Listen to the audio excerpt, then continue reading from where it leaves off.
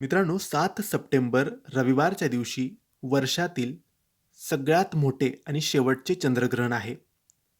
या ग्रहण काळात गुरुचरित्राचा हा अध्याय तुम्ही नक्की वाचावा.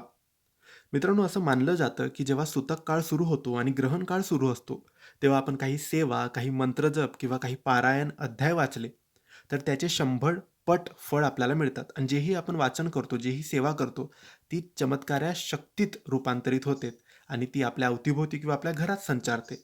म्हणून सांगितलं जातं, की ग्रहण काळात मंत्रजप किंवा काहीतरी पारायण अध्याय वाचावेत.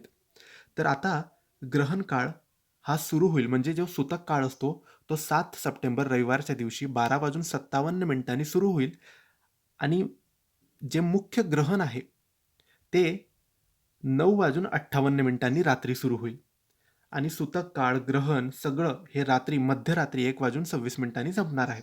म्हणजे आपल्याला पाळावयाचा काळ कोणता आहे? सूतक काळापासून तर ग्रहण संपेपर्यंत म्हणजे 7 तारखेला दुपारी 12:57 आपल्याला सर्व नियमांचे पालन करायचे आहे. ते रात्री 1:26 करायचे आहे. तर या दरम्यानच जेव्हा तुम्हाला जमेल तेव्हा तुम्ही हा अध्याय वाचून घ्यायचा. मुख्य जर वाचायचा तुम्हाला मनापासून असेल तर 9:58 नंतर रात्री वाचा. कारण तेव्हा ग्रहण लागेल. म्हणजे 10 वाजता तुम्ही रात्री वाचायचा आहे. हा अध्याय म्हणजेच गुरुचरित्राचा 52वा अध्याय, शेवटचा अध्याय, 52वा अध्याय.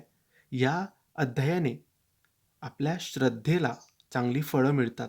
संपूर्ण ग्रंथ वाचल्याचे फळं मिळतात आणि ग्रहण काळात जर हा अध्याय वाचला, तर आपले जेही प्रश्न आहेत ते सुटतात, अडचणी सुटतात आणि ग्रहणाचा नकारात्मक प्रभाव आपल्यावर पडत नाही. तर नक्की ग्रहण काळात 52वा अध्याय तुम्ही नक्की वाचावा. धन्यवाद. श्री स्वामी समर्थ.